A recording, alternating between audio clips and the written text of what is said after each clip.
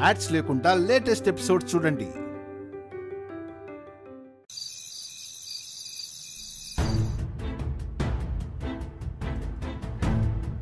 లోకేశ్వరి చేసిన తెలివి తక్కువ పనుల వల్ల నేను బాధపడుతున్నాను, అది ఇబ్బంది పడుతోంది. బాధపడ్డం తప్ప ఎవ్వరికి ఉపయోగపడని పనులు. ఇంకెప్పుడు బాగుపడుతుందో ఏంటో అర్థం కావడం లేదు. పిల్లలకి డాన్స్ నేర్పిస్తూ వచ్చే డబ్బులతో అత్తయ్య గారి నెక్లెస్ నీట్గా బాగు చేయించొచ్చు అనుకున్నాను. ఇప్పుడు ఆ అవకాశం లేకుండా పోయింది. రేపటి నుంచి డాన్స్ నేర్పించడానికి పిల్లలెవ్వరూ రారు. ఏం చేయాలో?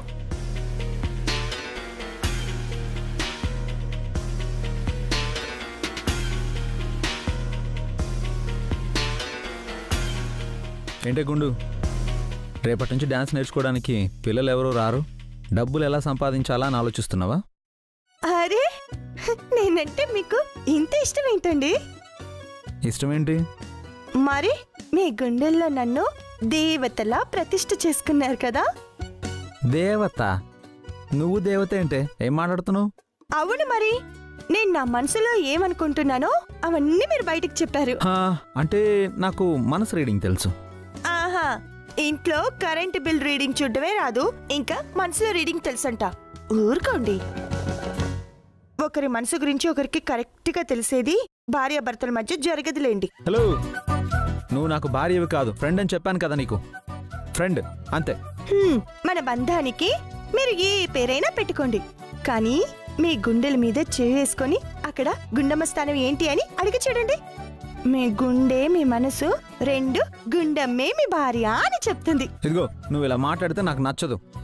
సరే, ఎలా మాట్లాడాలో చెప్పండి, అలాగే మాట్లాడతాను.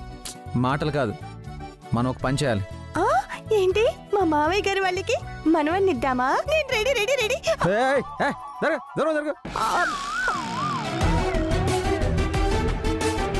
నేను చెప్పేది పిల్లల గురించి కాదు. నీ దగ్గరికి డాన్స్ నేర్చుకోవడానికి వచ్చిన ఆ పాప కిడ్నాప్ అయింది కదా, తన గురించి. దొరికేసింది కదా, కానీ ఎవరు కిడ్నాప్ చేశారో తెలియదు కదా. అంచేత అసలు కిడ్నాపర్స్ ఎవరో తెలుసుకోవాలి. అందుకే పోలీస్ కంప్లైంట్ ఇస్తే. పోలీస్ కంప్లైంటా? ఎందుకండి? మన ఇంటికొచ్చిన పిల్లని మన ఇంటి దగ్గరే కిడ్నాప్ చేశారు. వాళ్ళెవరో తెలుసుకోవాలి కదా. అరే, ఎవరో పిల్లల్ని కిడ్నాప్ చేసే వెధవలు అయి ఉంటారు. లేదు గుండమ్మ, ఇదెవరో బయట వాళ్ళు చేసిన పనిలా అనిపించడం లేదు. నిన్ను ఇబ్బంది పెట్టాలని ఎవరో కావాలని ఈ పని చేసినట్టు అనిపిస్తోంది. ఈయనేంటి ఇలా ఆలోచిస్తున్నారు? ఒకవేళ పోలీస్ కేసు పెడితే కిడ్నాప్ చేసింది లోకేశ్వరి అని తెలిసిపోతుంది. ఇంట్లో నుంచి పాప బయటికి వెళ్లకుండా గేటు దగ్గరికి వెళ్ళక ముందే ఎవరో తనకి మత్తు మంది ఇచ్చారో అని చెప్పింది. అంటే ఎలాగైనా సరే డైవర్ట్ చేయాలి. ఏమండి, ఇక టాపిక్ వదిలేస్తారా? అది కాదే, పాప దొరికింది, వాళ్ళ పేరెంట్స్ తో వెళ్ళిపోయింది. ఎందుకండి అయిపోయిన దాని గురించి ఓ సాగదీస్తున్నారు? అది కాదు, కిడ్నాపర్స్ ఎవరో తెలిస్తే వాళ్ళ సన్మానం చేస్తారా? మళ్ళీ ఇలాంటి పనులు చేయకుండా కాళ్ళు చేతులు విరిచేస్తాను. విరిచేస్తారు. ఇంట్లో ఉన్న పెళ్ళాం గురించి ఆలోచించరు, కానీ ఎవరెవరి గురించో ఆలోచిస్తారు. అదిగో, మళ్ళీ పెళ్ళాం గిళ్ళాం అన్నావంటే అనక నేను మీ భార్యను కానా? నా మెళ్ళ 3 ముళ్ళు వేసి పెళ్లి చేసుకోలేదా? అదే నేను లైఫ్ లో చేసిన పెద్ద మిస్టేక్. ఆ రోజే డేర్ చేసి మా నాన్న మాట కాదనుంటే చాలా బాగుండేది. అసలు నన్ను భార్యగా ఒప్పుకోకపోవడానికి కారణం ఏంటండి? నేను అందంగా లేనా? మందంగా పెద్ద పర్వతంలా ఉన్నావు, అదే నా ప్రాబ్లమే. అంటే నేను సన్నబడితే మీరు నన్ను భార్యగా యాక్సెప్ట్ చేస్తారా? అది నువ్వు సన్నబడ్డప్పుడు కదా. ఏముంది, ట్రై చేస్తూ పోతే ఏదో ఒక రోజు సన్నబడిపోతాను. అప్పటికి ఐ థింక్ మనకి షష్టి పూర్తి కూడా అయిపోతుంది అనుకుంటా. అయినా మీరు కామెంట్ చేసేంత లాభం నేనేమీ లేనులేండి. స్లిమ్ అయిపోయావు నువ్వు.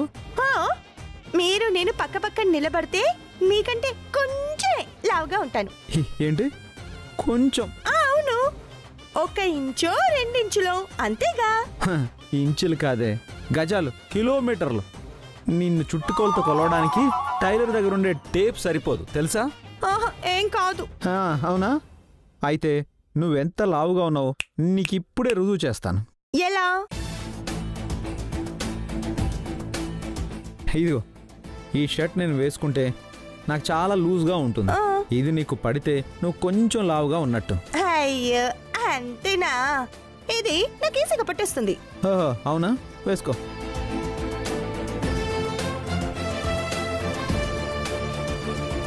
ఇగో షర్ట్ చిరిగిందంటే కాళ్ళు విరగొట్టేస్తాను.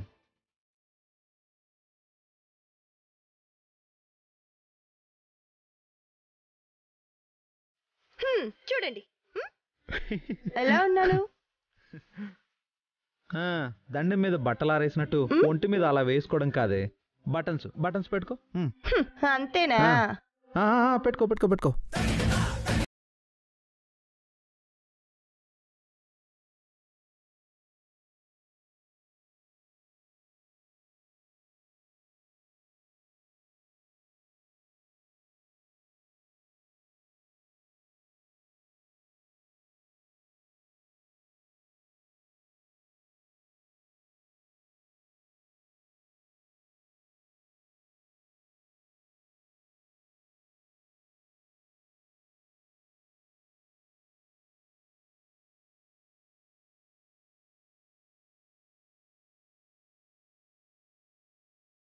ఓ వావ్, భలే భలే భలే. Come on, next button.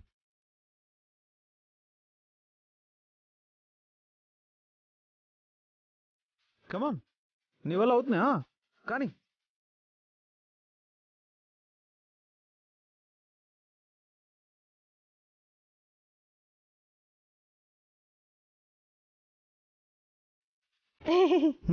Super. Next next, come on.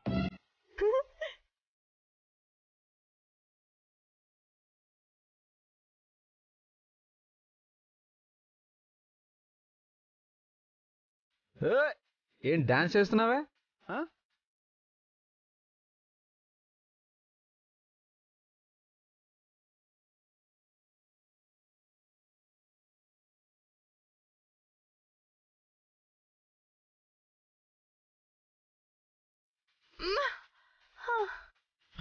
కానీ కమాన్.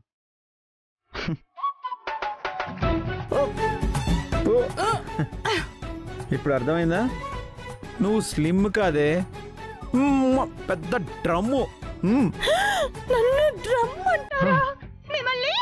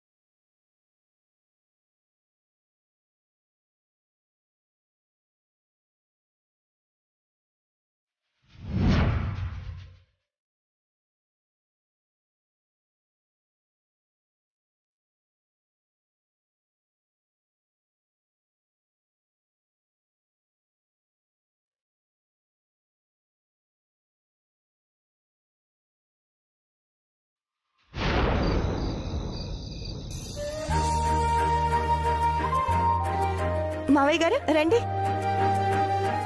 ఏమా ఇంకా ఎవరు రాలేనట్టుంది? అందరిని పిలిచాను మావయ్య గారు, కానీ బాబీ తాతయ్య వాళ్ళు బయటకు వెళ్ళినట్టున్నారు. నేనే పంపించానమ్మా.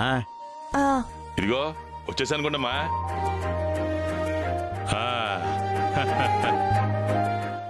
ఎరా అన్నీ తెచ్చినట్టేనా? మొత్తం తెచ్చినట్టేనన్నా. ఏంట్రా తీసుకొచ్చేది? రేపు శ్రీరామనవమి కదా అన్నయ్య, పూజకు కావాల్సిన సరుకులన్నీ తీసుకుని వచ్చాను. అంటే మీరు కూడా ఇంట్లోనే శ్రీరామనవమి కళ్యాణం జరిపిస్తారా? ఆయన ఉన్నప్పుడు మా ఇంట్లో కూడా చేసేవాళ్ళం. ఏదో మొక్కుబడిగా చేయడం కాదు పిన్ని, శ్రీరాముడు మాకు ఎలవేల్పు.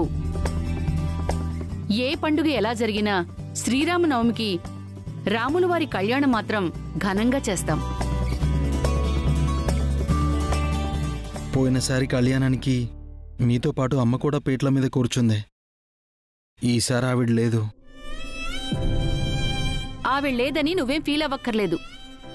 మీ అమ్మ లేకపోతే రాముడు కళ్యాణం చేసుకోనని చెప్పాడా?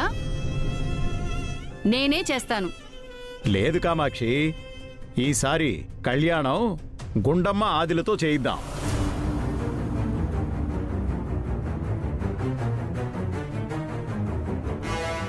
దీని చేతుల మీదుగా కళ్యాణం ఏంటండి? ఏ నా చేతులకేమైంది? మొన్న నిన్నటి వరకు మనమే చేస్తూ వచ్చాం. మన తర్వాత ఈ ఆచారాన్ని కంటిన్యూ చేయాలి అంటే ఈ బాధ్యత పిల్లలకు అప్పగిస్తేనే వాళ్ళకి ఎలా చేయాలి, ఏం చేయాలని తెలుస్తుందే.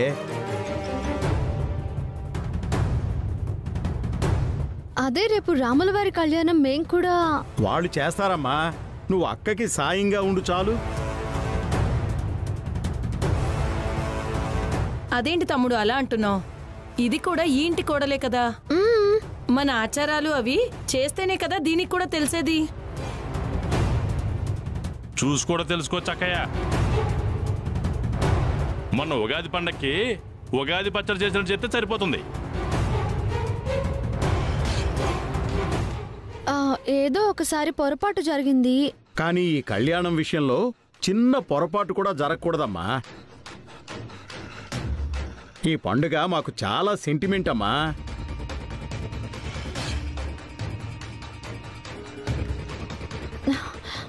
అలా కాదు మావయ్య గారు. ఉసై లోకేశ్వరి, వద్దు అన్నప్పుడు వదిలేయ్. మా అత్తయ్య గారి హయాంలో ఇదే శ్రీరామనవమి కళ్యాణంలో ఆవిడ వల్ల తెలియకుండా చిన్న పొరపాటు జరిగితే ఈ ఇంట్లో పెద్ద అరిష్టమే జరిగింది. అప్పటి నుండి ఎవరు పడితే వాళ్ళు ఎలా పడితే అలా ఈ కళ్యాణం చెయ్యరు. పోన్లేండి అత్తయ్య, ఇద్దరం కలిసే చేస్తాం. మళ్ళీ వాళ్ళు పొరపాటు చేయకుండా నేను చూసుకుంటాను. ఏంటి నువ్వు చూసుకునేది? అంటే నేను చేస్తే పొరపాటు జరిగే అవకాశం ఉంది, నువ్వు చేస్తే పొరపాటు జరగదని గ్యారంటీ ఉందా? లోకే, వాళ్ళు సెంటిమెంట్ అని చెప్తుంటే నీ వల్ల తప్పు జరిగిందా, నా వల్ల తప్పు జరిగిందా అని వాదిస్తావెందుకు? ప్రతిదానికి ఏదో ఒక గొడవ చేయడం అలవాటే కదా. అవును, నేను గొడవలు పెట్టుకోవడానికే ఉన్నాను. ఇది ఇంటిని ఉద్ధరించడానికే ఉంది. అలాంటప్పుడు నేనెందుకు ఇంట్లో? పంపించేసా. లోకి, నువ్వు మాట్లాడుకు. ప్రతి విషయంలోనూ నన్ను చిన్నబుచ్చడం, తక్కువ చేసి మాట్లాడమే.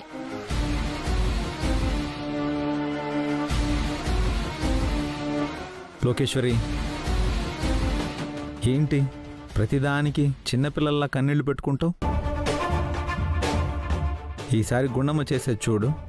ఎలా చేస్తుందో తెలిస్తే వచ్చే ఏడు నువ్వు బాబీ కలిసి కళ్యాణం చేద్దురు గాని. మీ ఇద్దరి పక్కన మేము కూర్చుంటాం. ప్రతి చిన్నదానికి ఉడుక్కోవడం దీనికి అలవాటే కదా మనోడా.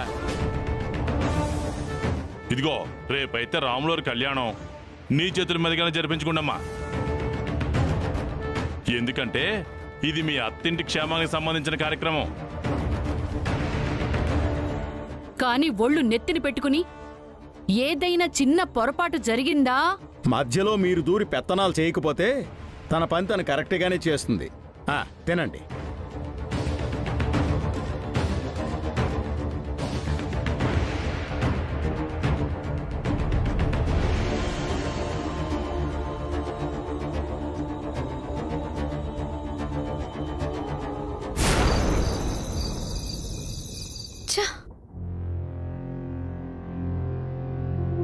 రోజు రోజుకి మావయ్య గారికి పిచ్చి బాగా ముదిరిపోతుంది. ఉగాది పండుగ గుండమ్మ చేతుల మీదుగానే చేయాలి, శ్రీరామనవమి దాని చేతుల మీదుగానే చేయాలి. ఏ అదొక్కతే కోడలా? నేను కాదా? ఇద్దరు కలిసి చేయండమ్మా అనొచ్చుగా. ఆ గుండమ్మ పీటల మీద కూర్చుని శ్రీరామనవమి కళ్యాణం జరిపిస్తే మీరు కూడా వాళ్ళతో పాటు కూర్చోండి అంటారు. పందిట్లో ఎదురు బొంగులున్నట్టు మేం కూడా పక్కన ఉండాలనుకుంటా. ఛా, కానివ్వండి, మీకు నచ్చినట్టే కానివ్వండి. కానీ అది రేపు రాముల వారి కళ్యాణం ఎలా జరిపిస్తుందో నేను చూస్తా.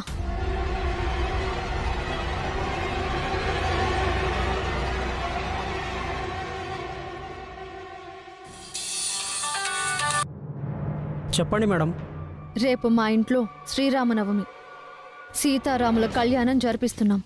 నువ్వు ఏం చేస్తావంటే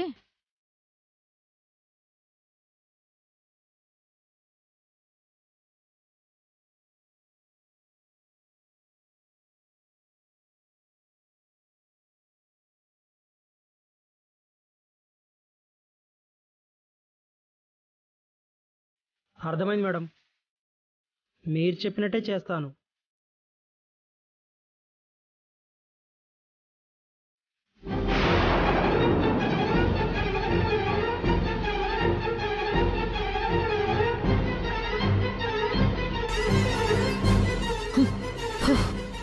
నువ్వా?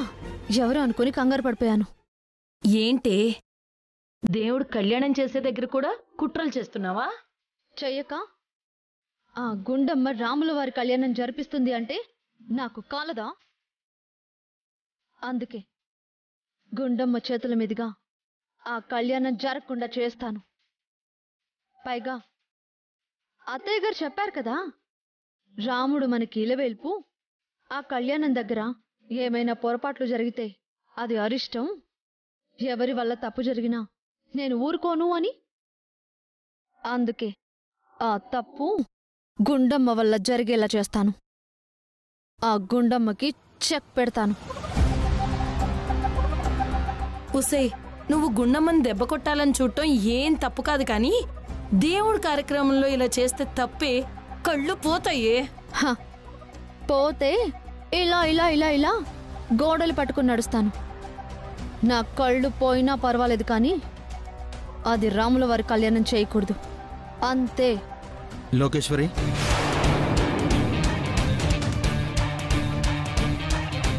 నువ్విక్కడున్నావా?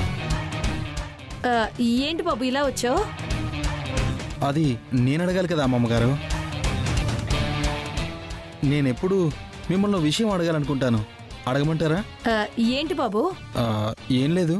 దీన్ని నేను పెళ్లి చేసుకున్నానా, మీరు పెళ్లి చేసుకున్నారా?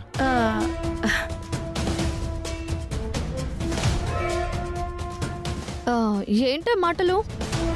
ఏం లేదు, నీ భర్తగా నేను నీ పక్కనుండే టైం కంటే ఈవిడే ఎక్కువ టైం ఉంటుందని. అంటే బాబు, ఏదో కాసేపు కబుర్లు చెప్పుకుందామని ఇలా వచ్చాను. మేం కూడా కబుర్లు చెప్పుకోవడానికి కాస్త టైం ఇవ్వండి. అర్థమైంది బాబు, మీ ఇద్దరు మాట్లాడుకోండి.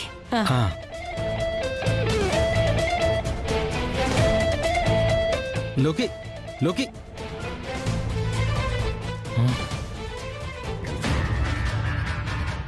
ఇరుక్కున్నావు. ఏంటి మాట్లాడుతుంటే వచ్చేసావు? బయట ఎందుకు మాట్లాడుకోవడం? ఓహో, బయట కంటే బెడ్రూమ్ అయితే బాగుంటుందన్నా. అర్థమైంది. నువ్వు బెడ్రూమ్లోకి ఎందుకు వచ్చావో నాకు అర్థమైంది.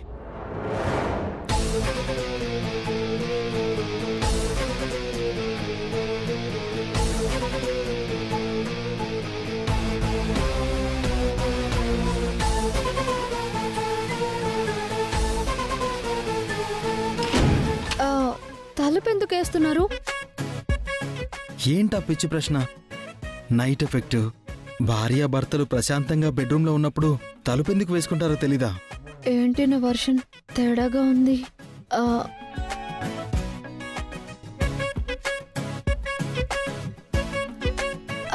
అంటే నాకు నిద్ర వస్తుంది. నాకు రావట్లేదు. ఓరి దేవుడో, ఇప్పుడు ఏదో ఒకటి చేసేలా ఉన్నాడే, ఎలా తప్పించుకోవాలి?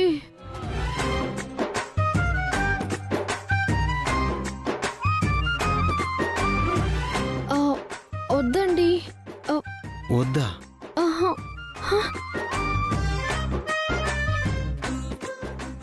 నీ గిఫ్ట్ వద్దా? గిఫ్టా? గిఫ్ట్ ఏంటి? నీకోసమే శారీ తీసుకొచ్చాను. రేపు శ్రీరామనవమని మధ్యాహ్నమే తెచ్చిపెట్టాను. మరి ఇప్పటి వరకు ఎందుకు చెప్పలేదు?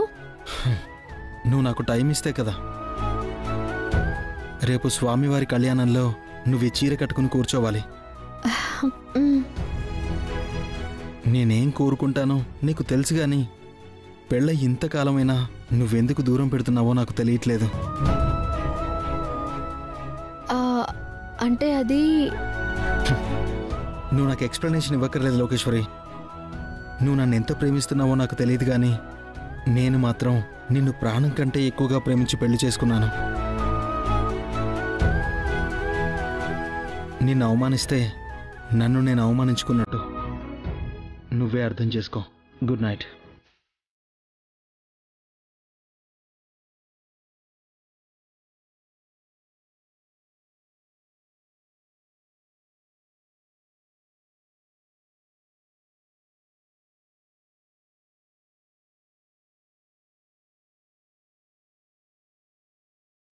మిమ్మల్ని దూరం పెట్టి బాధ పెట్టాలని నాకు లేదండి.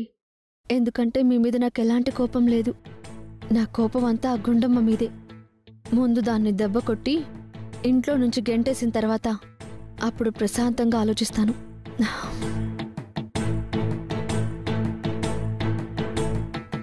ఆ తర్వాత నేను మీకు దగ్గరవుతాను.